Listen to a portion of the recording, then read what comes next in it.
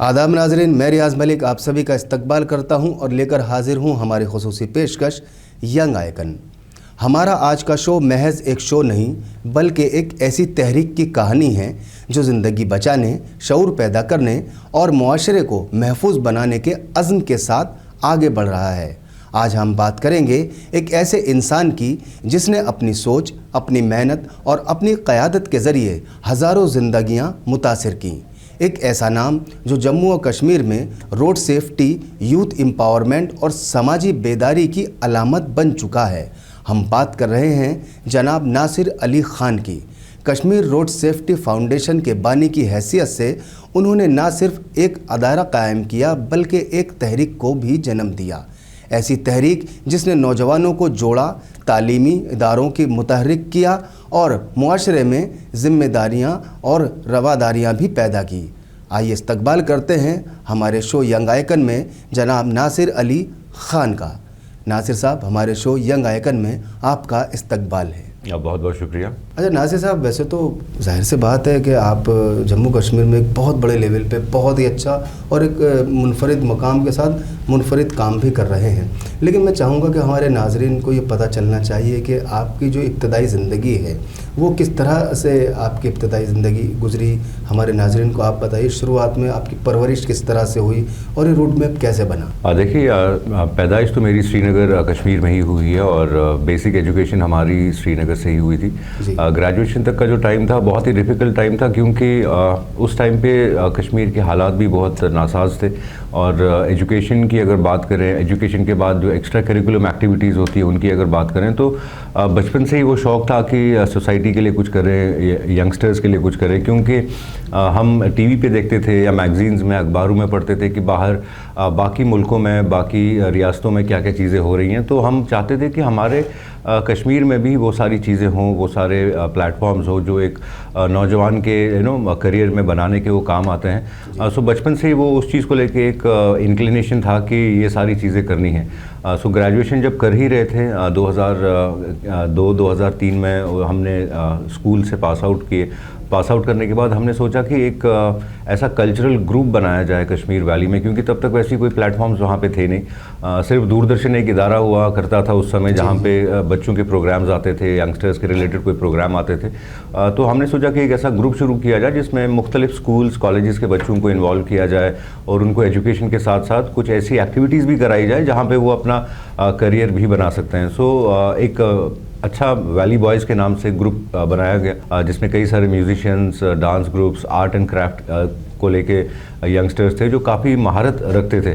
सो वो सिलसिला जब शुरू हुआ उसके बाद हमने काफ़ी एक्टिविटीज़ उसमें की, जिसमें we are highly thankful to the government also, जिन्होंने उस समय समझा।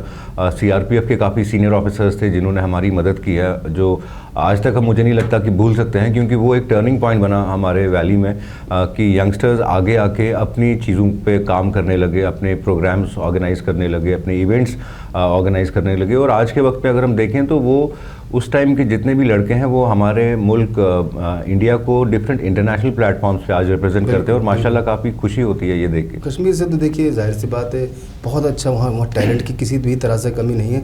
किसी भी फील्ड में वहाँ लोग जो है बहुत आसानी से जाके बस जाते हैं, रम जाते हैं और मास्टर के तौर पे निकल के सामने भी आते हैं। कोई ऐसा वाक़या दरपेश आया था कॉलेज के दौरान कि जो आपको लगा कि नहीं, मुझे नौकरी की तरफ ना जाके और बस वो जो सादी सी एक ज़िंदगी होती है उसको ना गुजार के कुछ मुख्तलिफ करना है? हाँ बिल्कुल, ऐसे काफ़ी मौके हैं जो उस समय हमारे करियर को लेके अगर बात करें तो मैंने मेडिकल एंट्रेंस एग्ज़ाम भी क्लियर किया था। सो ज़िंदगी शायद डॉक्टर बनने की ओर लेके जा रही थी और घर वाले भी काफ़ी खुश थे। लेकिन हमारा एक फ्रेंड सर्कल था जो बहुत ही क्रिएटिव, मैं कह सकूँ एक ग्रुप था जिनका सोच, जिनकी समझ बहुत ही डिफरेंट थी। वो ये चाहते थे कि जो चीज़ें सरकार शायद नहीं कर पा रही है आज के टाइम पे, क्योंकि 2006-2007 अगर हम इस टाइम की बात करें कश्मीर में तो कॉन्फ्लिक्ट का भी एक बहुत बड़ा रोल रहा है कश्मीर वैली में। जो चीज़ें तब हुई थी वो शायद इतनी डिफरेंट थी कि सरकार का फोकस मे बी शायद सिक्योरिटी पे ज़्यादा था, क्योंकि लोगों की सिक्योरिटी, जो टूरिस्ट आ रहे थे उनकी सिक्योरिटी पे ज़्यादा था। सो हमने जो ये चीज़ें शुरू की उसमें मैं आपको एक इंसिडेंट बताता हूँ कि हमने एक प्रोग्राम ऑर्गेनाइज़ किया। बोटानिकल गार्डन करके एक जगह है बुलवार्ड रोड पे जहाँ ट्यूलिप गार्डन भी है। सो वहाँ एक प्रोग्राम करने की कोशिश की गई। जब हमने प्रोग्राम शुरू किया तो टूरिस्ट थे, लोकल्स थे, तो वो पहली बार वैसा ओपन कोई प्रोग्राम हो रहा था, म्यूज़िकल एक प्रोग्राम था, कल्चरल प्रोग्राम। सो जब वो शुरुआत की हमने, तो मुझे आज भी याद है कि हमें स्टेज बनाने के लिए ज़मीन को पहले लेवल करना पड़ा, क्योंकि वो बहुत ही खूबसूरत पार्क है, तो थोड़ी सी ढलान है उसमें प्रॉपर तरीके से, वो स्टेज फिट नहीं हो रहा था। तो कुछ टूरिस्ट फैमिलीज थी वहाँ पे जिन्होंने आके हमारी मदद की।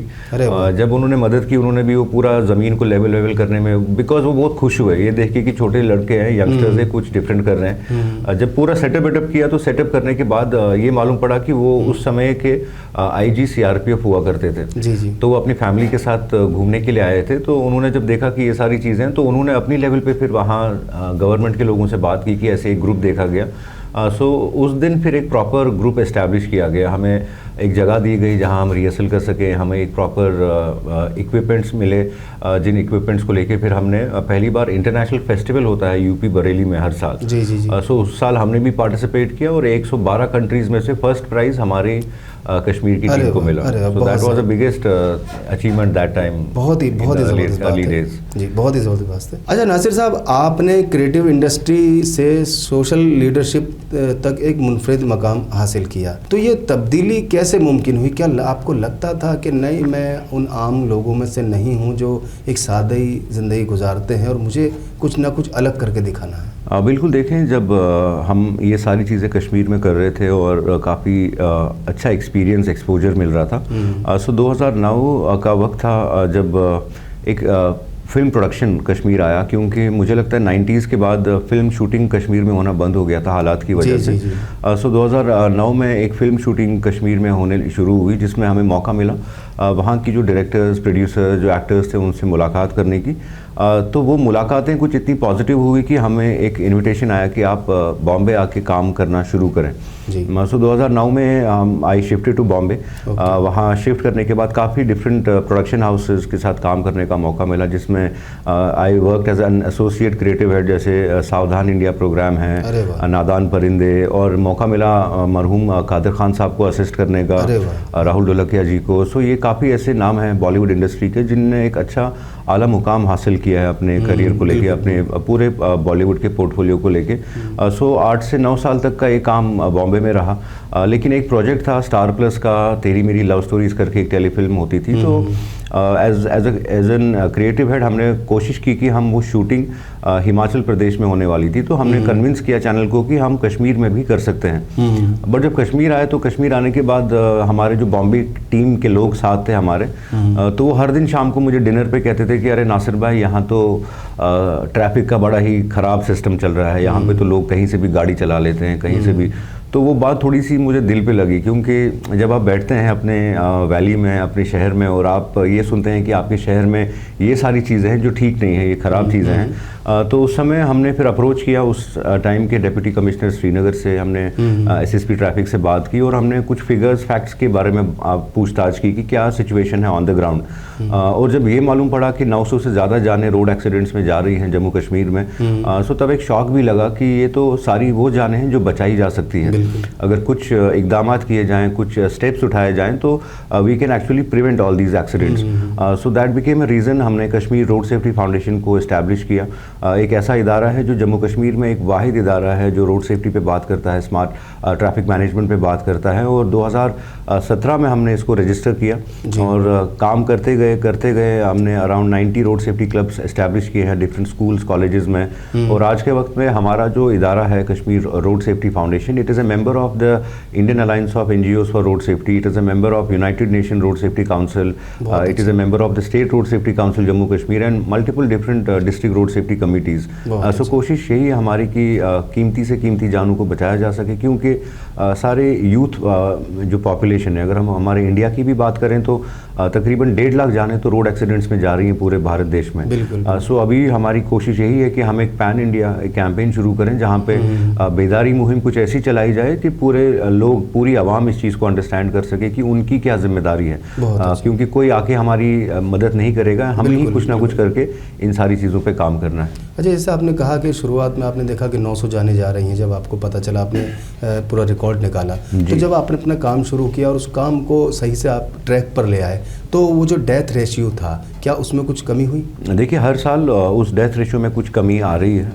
आज इस साल मैं अभी यहाँ जब स्टूडियो की तरफ आ रहा था तो मैं कुछ रिपोर्ट चेक कर रहा था, तो आज भी हमने ये रिपोर्ट देखी है कि जम्मू कश्मीर में जो हिट एंड रन केसेस थे उनमें काफ़ी कमी देखने को मिली है। जो डेथ फिगर है वो काफ़ी कम हुआ है, और सबसे अच्छी बात यह है कि जो जवानों की जाने जा रही थी, क्योंकि स्टंट्स बहुत राइज पे था। जो आपने देखा होगा कि 2 व्हीलर पे कैसे स्टंट्स किए जाते हैं, फिर उसको प्रमोट करने के लिए लड़के अपने सोशल मीडिया हैंडल्स पे ये सारी वीडियोस डालते हैं, सो उससे बाकी लड़के जो देखते हैं वो इन्फ्लुएंस होते थे।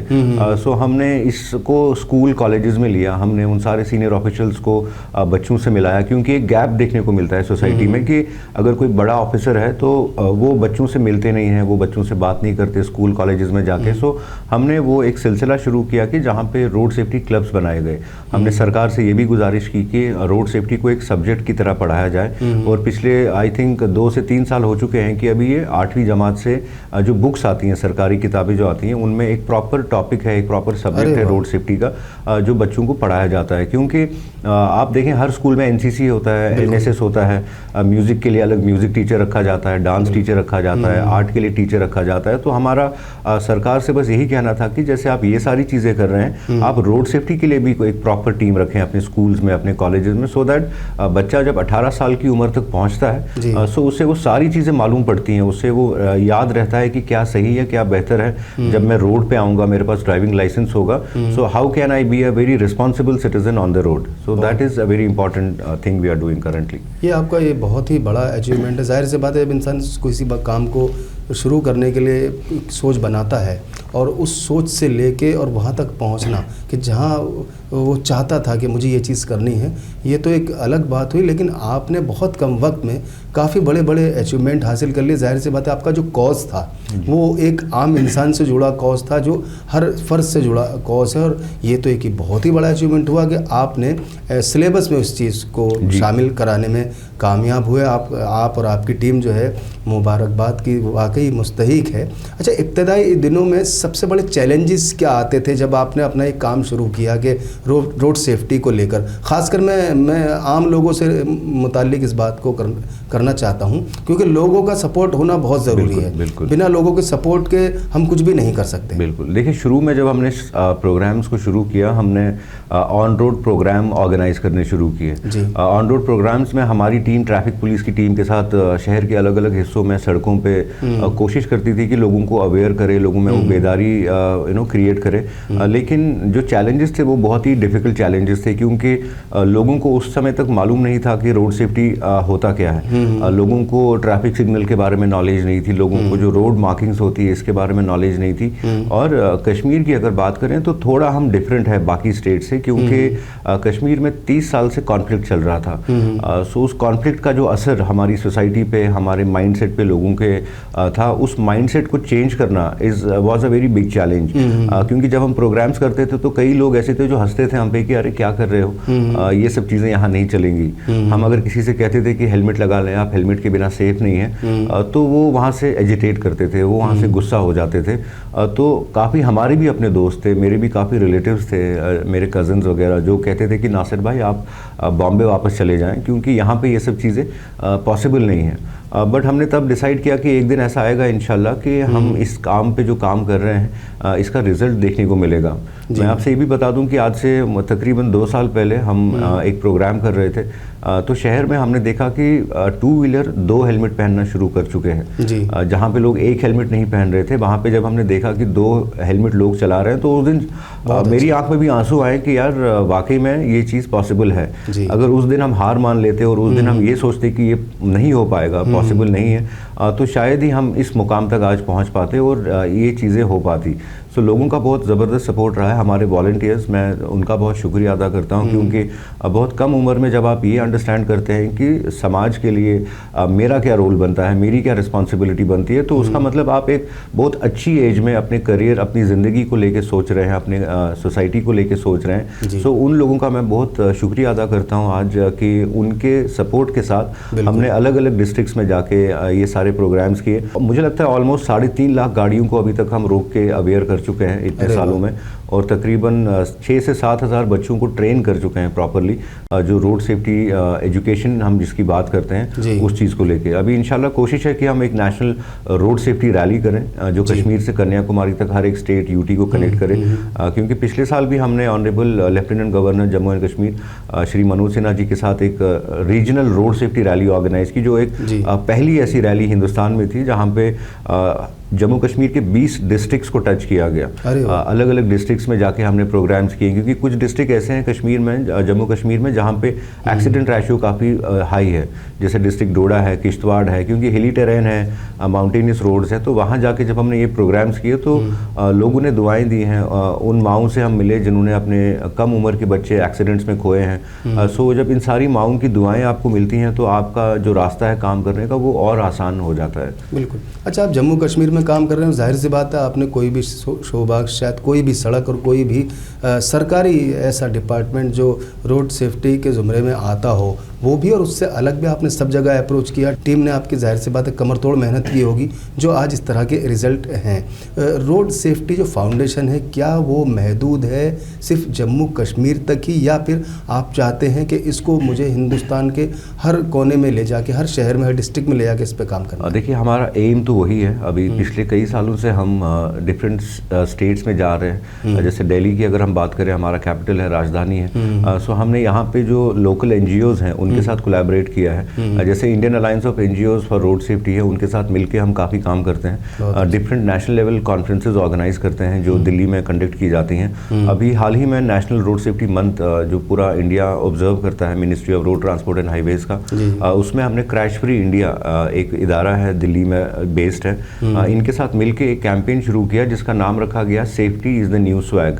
ये एक ऐसा कैंपेन था जिसमें हम कोशिश कर रहे थे कि यंगस्टर्स को ज़्यादा इन्वॉल्व करने की, क्योंकि यूथ पॉपुलेशन है हमारी कंट्री का। सो ये कैंपेन जब एग्जीक्यूट हुआ, उस एग्जीक्यूशन के बाद we thought that it is a high time कि अब हम कश्मीर से कन्याकुमारी का जो प्लान कर रहे थे वो प्लान को एग्जीक्यूट करेंगे।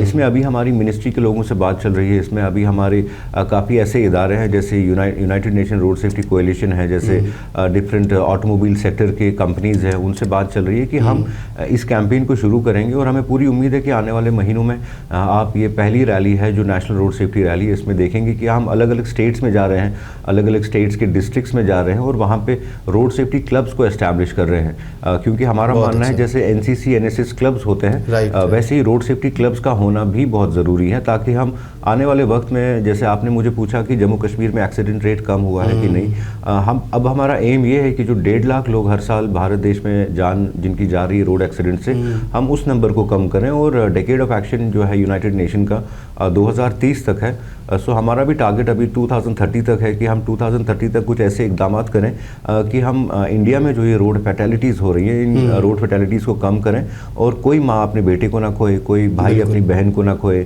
कोई बाप अपने बेटे को ना खोए, क्योंकि ये सारे एक्सीडेंट्स में मोस्टली यंगस्टर्स हैं जो इन्वॉल्व होते हैं। देखिए, एक्सीडेंट की जाहिर सी बात है कुछ कैटेगरीज होती हैं कि उनकी एक्सीडेंट होने की वजूहत क्या क्या हैं। बिल्कुल। तो इसमें आप मतलब नौजवान जो हमारा तबका है, जो हमेशा से ही रहा है, उसमें कहीं ना कहीं एक कोई कमी ऐसी है, सोच पाई जाती है कि वो बहुत तेज़ी में होते हैं नौजवान तबका। तो नौजवान तबके का आपके मिशन में कितना बड़ा किरदार है? देखिए, एम मेन इम्पॉर्टेंट तो नौजवानों का ही किरदार है, क्योंकि जब हमने ये सिलसिला शुरू किया, हमारे जहन में भी हमने प्रोजेक्ट रिपोर्ट्स बनाई काफ़ी, तो उसमें मेन फोकस जो था वो यूथ था। क्योंकि जब हम एक्सीडेंट्स की बात करते हैं, फॉर एग्जांपल मैं जम्मू कश्मीर की अगर बात करूं, जो 950 जाने जम्मू कश्मीर में हर साल रोड एक्सीडेंट से जा रही थी, आप समझें उसमें तकरीबन 60% जाने हैं जो between the age of 14 to 26 हैं। So that means youth population of Jammu and Kashmir. और ये वो बच्चे थे जो अलग अलग फील्ड्स में बहुत महारत हासिल रखते थे। अब अगर आप बाइक तेज़ चलाते हैं, गाड़ी तेज़ चलाते हैं, तो आपको इसको एक प्रॉपर करियर भी बनाने का मौका मिल सकता है। लेकिन वैसे प्लेटफॉर्म्स अभी जम्मू कश्मीर में अवेलेबल नहीं है। आप देखें, मोटर स्पोर्ट्स है, जिसमें F1 की बात करें, F2 की बात करें या ऑफ रोडिंग की बात करें, ये वो सारे करियर्स हैं जिसमें आपको एक बहुत आला मुकाम हासिल करने का मौका मिल सकता है। लेकिन यहाँ सिचुएशन क्या है, यहाँ पे यंगस्टर्स मेन रोड्स जो सड़कें हमारी हैं उन सड़कों पे ये सारी चीज़ें कर रहे हैं, जो कि बिल्कुल जायज़ नहीं है, जो बहुत ही इलीगल तरीका है। सो हमने रोड सेफ्टी क्लब्स के ज़रिए इन सारे यंगस्टर्स को टारगेट किया। हर एक स्कूल कॉलेज में हमने तकरीबन 100 बच्चों को ट्रेन किया, जिसमें मैक्सिमम उन लड़कों को टारगेट किया गया जो यूजुअली देखे जाते थे सड़क पे, कोई स्टंट कर रहा है, कोई गाड़ी तेज़ भगा रहा है, कोई ये सारी चीज़ें कर रहा है। सो डिफरेंट एड्स बनाए, देन सोशल मीडिया को टारगेट किया, बिकॉज आज के वक्त में social media is very important. Social media के ज़रिए हमने वो सारी मैसेजेस हमारी आवाम तक पहुँचाई जो बहुत ज़रूरी मैसेजेस थी। सो आज की डेट में अगर हम देखें तो youngsters are playing a very important role in Kashmir road safety foundation, अलग अलग इलाकों में, अलग अलग डिस्ट्रिक्ट्स में, क्योंकि हम हर जगह हर समय पहुंच नहीं सकते।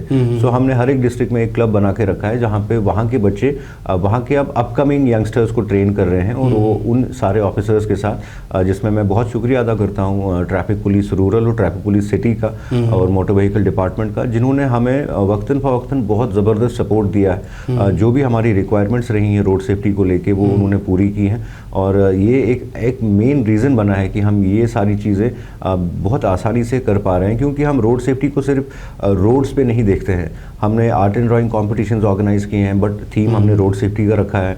हमने कल्चरल प्रोग्राम्स ऑर्गेनाइज किए हैं, बट रोड सेफ्टी का हमने थीम रखा है। हमने फैशन शोज़ भी ऑर्गेनाइज कराए हैं फैशन कॉलेजेस के साथ, बट बच्चों को हमने कहा कि आप कुछ ऐसे कपड़े डिज़ाइन करें जिसमें रोड सेफ्टी का वो थीम दिखे। सो काफ़ी डिफरेंट चीज़ें अभी हम कोशिश कर रहे हैं करने के लिए। अभी हम एक क्रिकेट टूर्नामेंट कर रहे हैं जो स्पेसिफिकली रोड सेफ्टी को डेडिकेट किया जाएगा। जैसे आपने देखा होगा सचिन तेंदुलकर जी हैं, उन्होंने और उनके जो सीनियर क्रिकेट प्लेयर्स थे, उन्होंने भी एक इंटरनेशनल लेवल पे road safety T20 tournament organize किया था, क्योंकि ये मानना है सभी लोगों का कि एक ह्यूमन लाइफ की वैल्यू हमें अंडरस्टैंड करने की ज़रूरत है। अगर आप इस चीज़ को अंडरस्टैंड करते हैं तो मैं आपको गारंटी देता हूँ जो कियोस हम यहाँ मतलब दिल्ली के रोड्स पे भी देख रहे हैं, ये कियोस ख़त्म हो जाएगा। बस कुछ बेसिक चीज़ें हैं जो हमें फॉलो करनी है। कभी कभी तो मैं ट्रैफिक पुलिस वालों को ये भी कहता हूँ कि एक दिन ऐसा आएगा कि लोग हर एक रूल फॉलो करेंगे और आपके पास चालान करने के लिए कुछ नहीं रहेगा। अच्छा, सर ट्रैफिक पुलिस की बात आपने कही, जहन में मेरे सवाल अभी कुछ ही देर से उठ रहा है आपसे गुफ्तगू के दौरान कि जो ट्रैफिक पुलिस के रूल्स हैं, जो उसमें सेफ्टी भी है उसमें पेनल्टी भी दोनों ही शामिल हैं, क्या ये अपने आप में मतलब इतना ठीक है, या फिर कहीं रूल्स भी हैं, सब कुछ है, उसके बाद भी एक्सीडेंट होते हैं, उसके बाद भी गलत तरह से गाड़ी चलाई जाती है, उसके बाद भी जो है लोग जो है रूल्स को ब्रेक करते हैं। बिल्कुल, ये जो बीच का गैप है इसको कैसे फिल किया जाए? देखें, ये जो गैप की आप बात कर रहे हैं, ये हर एक डिस्ट्रिक्ट में अगर हम देखें पूरे इंडिया में जितने भी डिस्ट्रिक्ट्स आते हैं, हर एक डिस्ट्रिक्ट में एक डिस्ट्रिक्ट रोड सेफ्टी कमेटी बनी हुई है। इस कमेटी का जो काम है वो है कि जैसे ट्रैफिक पुलिस है, नॉर्मल पुलिस है, म्यूनिसिपल कमेटी है, रोड्स एंड बिल्डिंग्स डिपार्टमेंट है, एजुकेशन डिपार्टमेंट है, ये इनका एक कोऑर्डिनेशन बनता है पूरी इस कमेटी में, जिनका काम रहता है कि ये मेक श्योर करें कि रोड्स पे जब लोग आ रहे हैं तो वो सेफली अपना ट्रैवल कम्यूट कर रहे हैं। अब ट्रैफिक पुलिस की अगर बात करें, ट्रैफिक पुलिस का काम है एनफोर्समेंट करना, वो देखना कि अगर कोई लॉ को तोड़ रहा है तो उसको उस हिसाब से फाइन किया जाए। लेकिन अनफॉर्चुनेटली इसमें जो बाकी इदारे हैं उनका भी एक इक्वल रोल बनता है। अब फॉर एग्जांपल आप देखिए म्यूनिसिपल कमेटीज़ हमारी हैं जिनका काम एनक्रोचमेंट पे ध्यान देना है। अब जब आप एनक्रोचमेंट्स क्लियर नहीं करेंगे, वो प्रेशर भी फिर ट्रैफिक पुलिस पे आ जाता है। आपका जब रोड कंडीशंस, जो कि रोड्स एंड बिल्डिंग्स डिपार्टमेंट का काम है, वो रोड कंडीशंस अगर आपकी ठीक नहीं है, पॉट होल्स है कहीं पे, आपको देखना है कि ब्लैक स्पॉट्स कहाँ पे हैं, एक्सीडेंट ज़्यादा कहाँ पे हो रहे हैं, क्या रीज़न है उस चीज़ का, उसको साइंटिफिकली रिसर्च करना है, उस पर थोड़ा स्टडी करना है। बट नेग्लिजेंस बहुत है यहाँ पे डिपार्टमेंट्स में, वो शायद एक्स्ट्रा काम कोई करना नहीं चाहता, क्योंकि रोड सेफ्टी का एक ऐसा इशू है। ये जो कमिटीज़ बनी हैं, ये इन सारे डिपार्टमेंट्स के लिए एक एक्स्ट्रा वर्क है जो शायद वो करना नहीं चाहते। अगर ये करना शुरू कर दे तो जो 1.5 लाख जाने इंडिया में जा रही हैं हर साल, आप इसमें एक बहुत ही बड़ा डिक्रीज देखेंगे, क्योंकि जब ये सारा प्रेशर ट्रैफिक पुलिस पे आ जाता है ना कि आपको फुटपाथ भी क्लियर करना है, आपको जो खराब रोड पे ट्रैफिक कम हो रहा है, जो स्पीड कम हो रही है, उस स्पीड को भी मेंटेन करना है, तो कहीं ना कहीं शायद वो अपने मेन रोल से थोड़ा उनका ध्यान भटक जाता है, एनफोर्समेंट का जो ध्यान रहता है। सो वो एक गैप आ जाता है जहाँ पे इन सारे इंसिडेंट्स को एक मौका मिलता है, इन सारे हादसों को एक मौका मिलता है और ये सारे हादसे हो जाते हैं। और रहा सवाल फाइन का, पेनल्टी का, देखिए हर साल तो रेवेन्यू जनरेट होता है सरकार के लिए। हर साल सेंट्रल गवर्नमेंट से हर एक स्टेट और हर एक यूटी को एक बाकायदा रोड सेफ्टी का फंड मिलता है, जिसमें उनको रोड रोड सेफ्टी के बारे में बात करनी है, लोगों को समझाना है, क्योंकि जब 1.5 लाख जाने जा रही हैं एक कंट्री में, तो ये एक सीरियस कंसर्न होना चाहिए। जब इतने सारे यंग लाइव्स हम खो रहे हैं, आप देखें 950 लोग तो सिर्फ जिनकी जाने जा रही हैं, लेकिन 5000 लोग ऐसे हैं जो परमानेंटली डिसेबल हो रहे हैं। सो मुझे लगता है कि वो 5000 लोगों की ज़िंदगी और मुश्किल से गुजारनी पड़ती है उनको, क्योंकि किसी का पैर कट जाता है, किसी का हाथ कट जाता है। बहुत सारे घर ऐसे हैं कि जहाँ घर में कमाने वाला एक ही होता है, बेशक, और वो पूरा घर ही पूरी तरह से तबाह बर्बाद हो जाता है, बहुत परेशानी का आलम आता है। आखिर में चलते चलते मैं आपके एक अवार्ड का जिक्र करना चाहूँगा कि शान भारत नेशनल अवार्ड आपको हासिल हुआ, आपके जो मेहनत आपने की, तो इस अवार्ड को लेते वक्त आपको कैसा महसूस हुआ था, मुख्तसर जानना चाहूँगा। देखिए, ये अवार्ड तो डेडिकेटेड है, I like to dedicate this award to the entire team of Kashmir road safety foundation, क्योंकि ये एक आइडिया की जीत हुई है। ये एक आइडिया था जो हमने कश्मीर में शुरू किया, और तब मालूम नहीं था कि इस आइडिया का रिस्पांस इतना बहुत बेहतर आएगा। सो अवार्ड लेते टाइम मेरे दिल में बस वही एक चीज़ आ रही थी कि हम जब शुरू किए थे तो सफ़र इतना मुश्किल होगा वो अंदाज़ा नहीं था। फिर उस मुश्किल सफ़र को बाकी सारे लोगों ने जो हमारे साथ ज्वाइन किए, उन्होंने कितना आसान बनाया, और आज जब ये अवार्ड लिया है तो इस अवार्ड के बाद मोटिवेशन और बढ़ गया है। बहुत अच्छा। मोटिवेशन ऐसा बढ़ा है कि अब हम जम्मू कश्मीर में लिमिटेड नहीं रहेंगे, हम जम्मू कश्मीर से बाहर आकर भी ये सारी चीज़ें करेंगे, क्योंकि हमारी टीम में मिक्स्ड लोग हैं। कोई साइंटिफिक बैकग्राउंड से है, कोई क्रिएटिव बैकग्राउंड से है, कोई एजुकेशन बैकग्राउंड से है, और इसमें कई सारे ऐसे सीनियर ऑफिसर्स भी हैं जो रिटायर हो चुके हैं, लेकिन रिटायरमेंट के बाद वो हमारे एडवाइजरी कमेटी में आ चुके हैं। सो उनका वो वास्ट एक्सपीरियंस जो उन्होंने अपने पूरे करियर में शहर के लिए दिया है, वो इस्तेमाल किया जा रहा है, और पूरी कोशिश कर रहे हैं कि आने वाले वक्त में इंशाल्लाह आपसे जब दोबारा मुलाकात होगी तो हम ज़रूर इस बात पर डिस्कस कर रहे होंगे कि जो भारत देश में 1.5 लाख जाने जा रही हैं, इनको हम इंशाल्लाह ज़रूर कम करेंगे और इनको बचाने में हम कामयाब हो सकेंगे। नासिर अली खान साहब, आपका जो अज़्म है, आपका जो मिशन है, वो एक ऐसा कॉज़ है कि दुनियावी तौर पे तो वो उसको हम सोशल वर्क कह सकते हैं, लेकिन ये खिदमत खल्क भी है। किसी के रास्ते से कांटा हटा देना, पत्थर हटा देना भी सदका जारिया कहलाता है, और आप तो उससे आगे बढ़ के वहाँ तक जाके काम कर रहे हैं कि जहाँ अल्लाह की मखलूक है, अल्लाह की मखलूक की जान की हिफाजत के लिए काम कर रहे हैं। तो जाहिर सी बात है, ऐसे लोगों के लिए गैब से भी मदद आती है, ज़मीन से भी लोग हाथ उठा के दुआ करते हैं। ये कितना बड़ा काम है कि हम उसका अंदाज़ा भी नहीं लगा सकते, और जाहिर सी बात है हमारा शो की जो ड्यूरेशन है वो इतनी नहीं है कि आपके 20-25 साल का जो कैरियर है, जो तजर्बा है, जो आपकी मेहनतें हैं, हम उसमें समेट सकें। फिर भी हमने कोशिश की कि मुख्तसर बातें आपके ज़रिए अपने नाज़रीन तक पहुंचा सकें, ताकि लोग भी इन बातों से अवेयर हो सकें, मुस्तफ़िद हो सकें। आप हमारे शो का हिस्सा बने, हमारे स्टूडियो तशरीफ़ लाए, आपका बहुत बहुत शुक्रिया। बहुत शुक्रिया आपका, बहुत बहुत शुक्रिया, थैंक यू सो मच। तो नाज़रीन, ये थे नासिर अली ख़ान साहब, जो रोड सेफ्टी के ऊपर काम करते हैं, किसी इंसान की ज़िंदगी बचाने के लिए, लोगों को अवेयर करने के लिए, और इनके बहुत बड़े बड़े अचीवमेंट हमारे शो में आपने सुने। बहुत सारी बातें रह भी गईं, और हम उम्मीद करते हैं इंशाअल्लाह आइंदा वक्तों में नासिर साहब को फिर से ज़हमत देंगे, फिर से उनको अपने स्टूडियो में मदऊ करेंगे, बुलाएंगे और आगे की बात करेंगे। आपने हमारा शो देखा, आपका बहुत बहुत शुक्रिया। फ़िलहाल अपने होस्ट, अपने दोस्त रियाज़ मलिक को इस वादे के साथ दीजिए इजाज़त। अगले हफ्ते एक और शख्सियत के साथ फिर से हाजिर होंगे। तब तक के लिए खुदा हाफिज़।